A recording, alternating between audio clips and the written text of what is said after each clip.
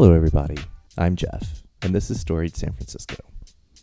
Every week on this podcast, we feature musicians, photographers, poets, journalists, and other San Franciscans talking about living, working, and doing their thing here.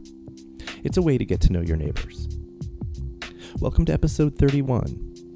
This podcast is going to be a little bit different. As you might remember, back in April, we were part of the Reimagine End of Life series of events in San Francisco and the Bay Area. Our event was called Working with Death, and one of our storytellers that night was Mason J. I found Mason thanks to episode 19 storyteller Randy Burns. Randy found Mason through the work he's doing with San Francisco Public Library's James C. Hormel LGBTQIA Center, where Mason works. Here's Mason. Hi there, my name is Mason J. I'm gonna be reading a few poems for you tonight, and then just kind of storytelling about kind of my experiences with death from a very early age to today, even. So yeah, just for some context, because I like to give context before I share most of my work. These three poems are some parts of a book I'm actually writing about kind of growing up here, and it's called How to Survive, just like how to survive. I can't figure out what I want the end of the title to be, because it's like I've survived so much at this point that I don't think I could prioritize one thing I've survived over anything else. So this is an excerpt, kind of the intro to the book, some of the poems that will be in it, and then I'll kind of talk about what led to the work behind this. Okay. It is the end of the 70s, and though I will not be born for another 10 years, my life will be saved by empowered women of color and black sissies. Shortly after Harvey Milk's election, Frisco's first plagues make their debut and begin claiming the lives of city dwellers via Jonestown, hippies, and gentrification 1.0.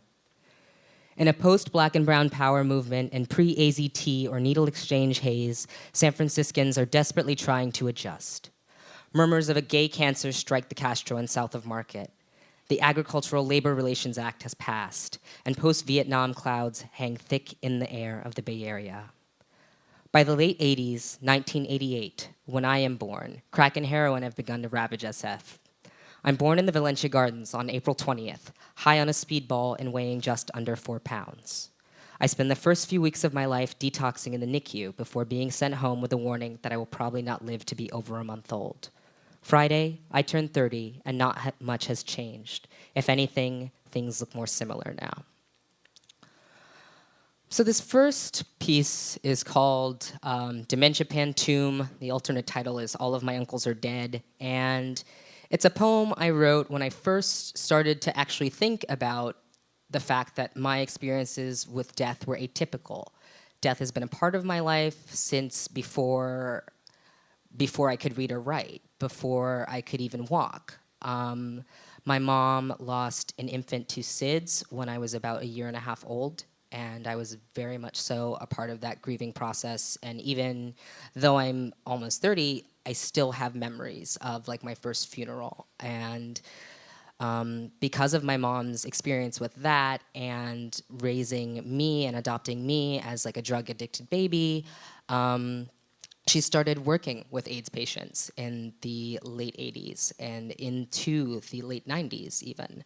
And so a lot of that kind of was just normal in my life. And so I wrote this piece. It's a pantoum, which is a specific like kind of poetry form where the lines are repetitious. And it's called the Dementia Pantoum because it's kind of like my way of unpacking the really nonsensical conversations I had with men as a literal child and thinking they were like hilarious, but not actually realizing that I was speaking as someone in like late stage dementia. So this is called All of My Uncles Are Dead.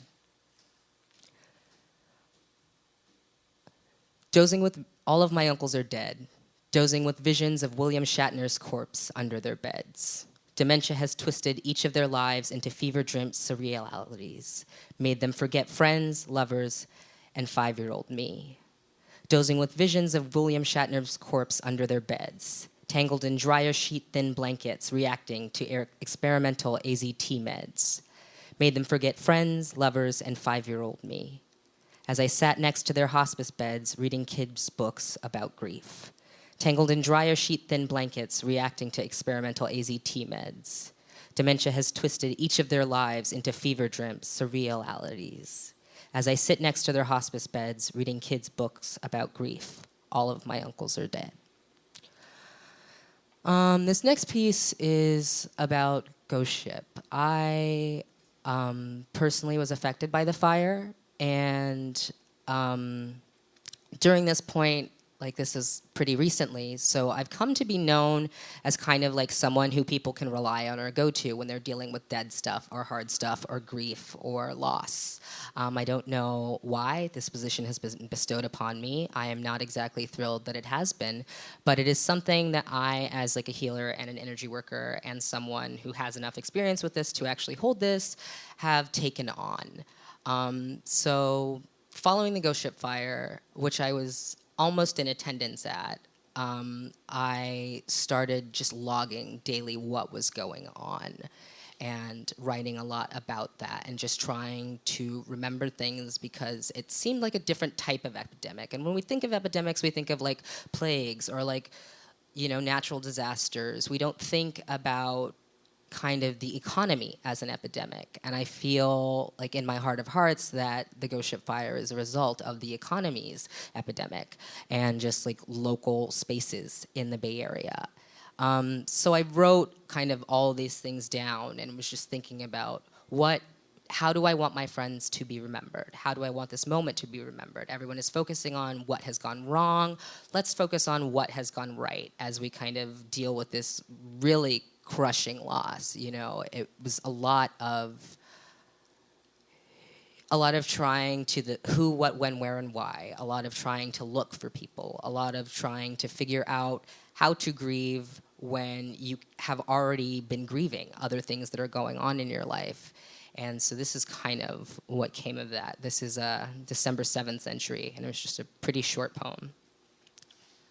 36 artful origami, forever protecting each other just as they did in life, with hugs, love, music, and community.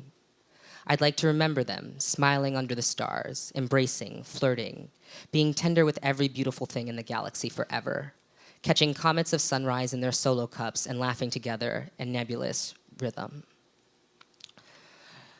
So this last piece is something that I've recently started kind of unpacking. It's just how early my relationship with death started. Most people have a few years to figure out what the world is before they realize what the world isn't and how we can just be here one day and gone the next. I like to joke, and it's not a joke, but I like to joke because I have a dark sense of humor as a result of what I've been through, that at one point in my life, I had more funeral clothes than playground clothes because it was just very common. I was going to 3 or 4 funerals a week, and as a result of like various things, the gang violence that was going on in the Fillmore and the Western Addition in the early 90s, as well as in the Mission, police impunity and brutality, killing just unarmed African American, Latino, and Asian people. And then when I was about 15, actually maybe younger, 13 or 14, because it was my freshman year in high school, the first time violence that ever felt like it personally impacted me happened. And I came to school and saw a friend of mine who I had known from the Gay Straight Alliance kind of crumpled against his locker. And he was, like, you think I'm flaming? He was extremely flamboyant.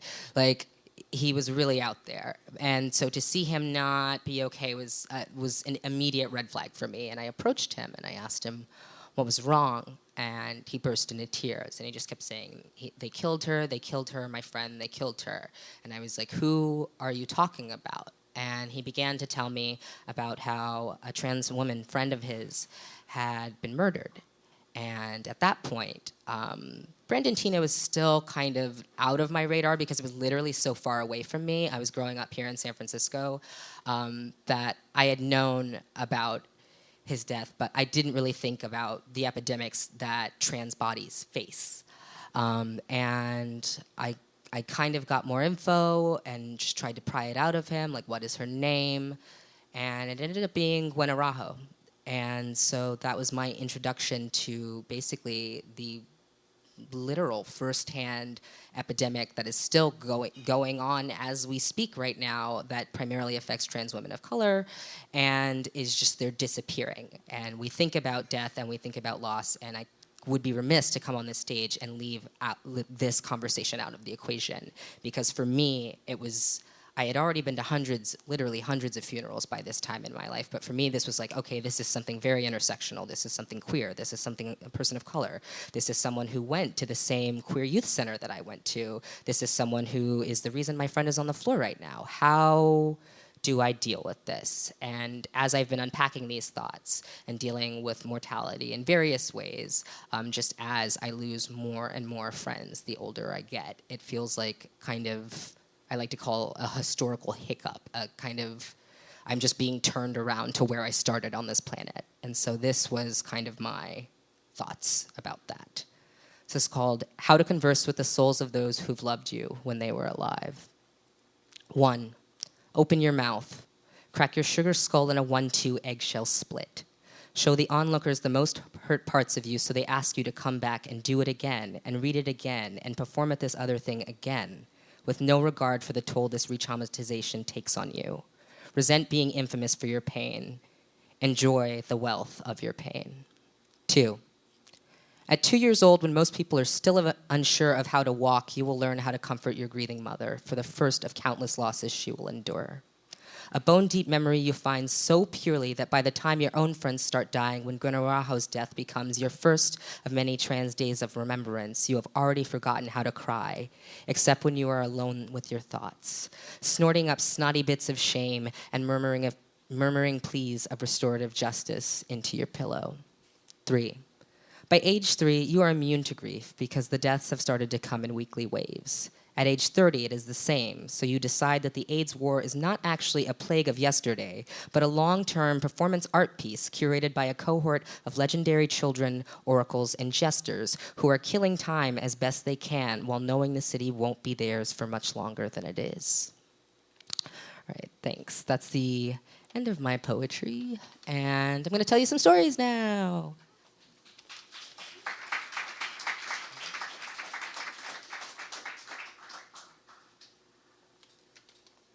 So yeah, like I was saying, I was born in '88 at the height of the crack and the AIDS epidemic. And I was born into a really normalized culture of death. 10 years before I was born was around the time that Harvey Milk was elected, but it was also 1978, which was the year that Jim Jones led upwards of 1,000 people into French Guiana and then forced them into suicide. So that was something that had ravaged my community really heavily before I even existed. So I was already, by the time I was born 10 years later, I was born into a culture of normalized grief, normalized loss, and just kind of these questions about how the hell does this happen? Why does this happen? And so at 88, when I was born, my mom had already begun caring for medically fragile infants because she realized that was the best role she could have. My mom, by nature, is an empathic healer, helper, overextender of her existence type of person. So she was doing work with babies like me. I mention this because, contrary to what a lot of people believe, the goal of the foster and adoptive system is reunification. Whether it cannot be done with a biological parent, they try to keep siblings together. So about 7 years after I was born, we got a phone call. And at this point, my mom had already begun doing work at Coming Home Hospice. She was becoming a death doula. She was volunteering at Laguna Honda. She was doing all sorts of things kind of as a satellite, like as much as you could do without getting like an RN certificate, just as a volunteer, someone who could usher people into like AIDS afterlife.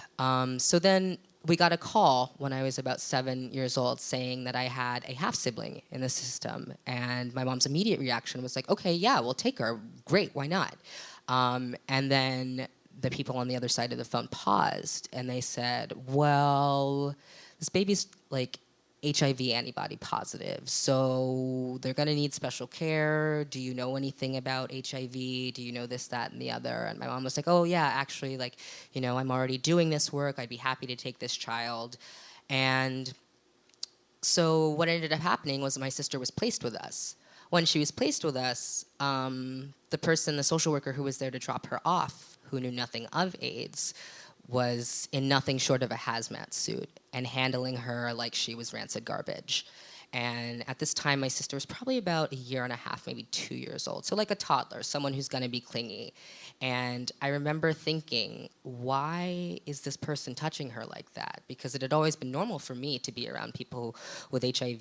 In fact, I like to joke that my first job, because they paid me in candy and I think stickers, was I worked at the AIDS Walk, basically to show people that your children could touch people with AIDS and they wouldn't burst into flames. My job was literally to stand there and hand out hugs to anyone who was walking by or anyone who just wanted a hug and needed love at that point. And so for me to see this grown adult, a social worker, someone who's supposed to be out serving the public, treat my sister like garbage was my first recognition of the fact that not everyone understands that she's just a baby. She's just a baby. And so we got her, and I have always been really into like medical stuff, like anything medical, give it to me, let me read it, let me read a chart.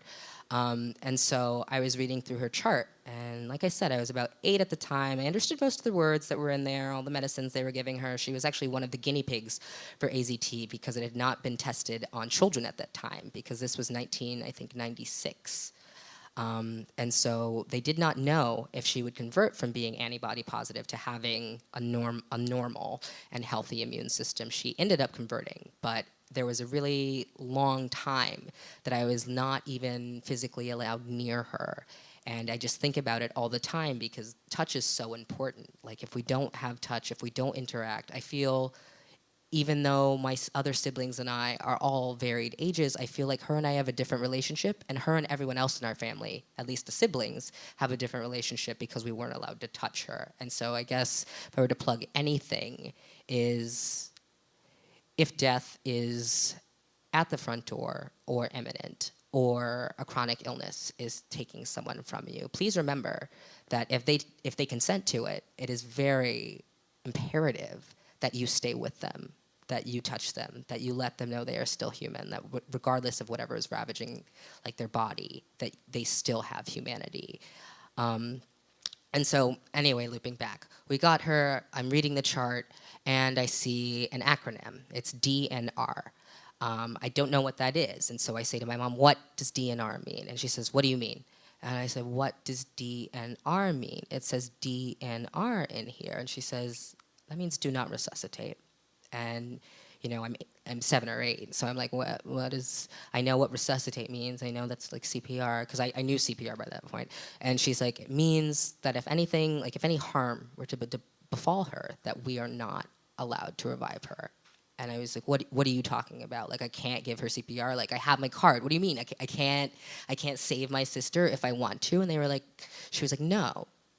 They've requested, because of the status of her immune system right now, that we not attempt to use life-saving measures if she should need them. And so for me, I was just like, what the fuck? This is a 2-year-old. Like, how are you going to tell someone that the child they've taken home to adopt, that they cannot resuscitate if they need to? And it's just because of the stigma at the time that existed around AIDS. And so that has always informed my sense of how sometimes we forget who people actually are. We see them as their symptoms. We see them as whatever's going wrong rather than what's going right. My sister now is 23, an opera singer, graduating with a psych degree in early childhood education. She's fine. But I just always think if we had ever listened, if anything had ever happened to her, she would not be here. She would not be the productive and amazing member of society she is today. And so I do feel like that's really helpful to remember. I have a little bit more to talk about. I know that was kind of a downer, but okay. So I guess I might be wrapping. But let me say one more thing, that this is something that I want to, like, if I even can have a minute to talk about it, is something I've started doing as a result of the Ghostship fire, is even though I am not a notary republic, I do not know this, I have learned through my travels with death that I'm really good at filling out advance directives. So I've started a freelance service for members of the queer community in the event of incidents like Ghostship or early loss of life due to mental illness or transphobic violence, that there is a community of queer folks out there who are valiantly making sure that people's end-of-life wishes are respected. Because before the Christopher Lee Act, which allowed transgender people to be honored as their preferred gender after death, that didn't exist. So it was really easy for your family, if you were transgender, to say, oh, well, we don't recognize your gender identity, so we're gonna like dress you up in a dress and have you billed as a girl on your tombstone. And so the work I do now, it's totally freelance service, but I do it now. I fill out advance directives for people to allow them to have their gender pronouns honored after death, to allow their partners to have decisions, to even specify things like they specifically don't want their organs going to police officers or the KKK. Like, you can get that specific. Like, that's what my advance directive says. It says no cops will get my eyes, no KKK members will get my organs. But it's legally binding contract. Like, so yeah, it's in my time with death, I learned that you can make weird specifications like that, and as long as it's signed by someone who's notarized, they are legally standing things. So yeah, with that, now you've learned something new, and thank you for listening.